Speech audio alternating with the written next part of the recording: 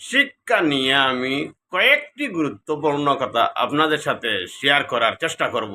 আপনারা ওই ভিডিওটি মন দিয়ে শুনলে অনেক কিছু বুঝতে পারবেন। নাম্বার ওয়ান, মানুষের সবচেয়ে মূল্যবান সম্পদ যেটা, সেই সম্পদটির নাম হলো শিক্ষা। শিক্ষা ছাড়া ক্রমবিবর্তন সম্ভব নয়। শিক্ষা মানুষের জীবনের সর্বশ্রেষ্ঠ সম্পদ, এটাই সত্য। আর নাম্বার টু যেটা, সেটা হলো শিক্ষা অর্জনের কোনো নির্দিষ্ট বয়স নেই। মনে করেন আপনার বয়স 50 ঊর্ধ্বে হয়ে গেছে, তারপরেও কিন্তু আপনার আমার শিকার অনেক কিছু বাকি আছে।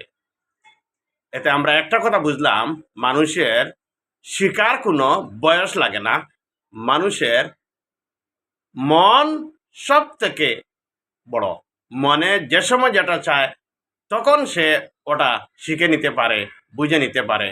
এতে বয়সের কোনো ছাপ থাকে না, এটাই সত্য। আর পথ তো অনেক আছে, অনেক পথ আছে, কিন্তু শিক্ষা মানুষকে ভালো পথ দেখায়।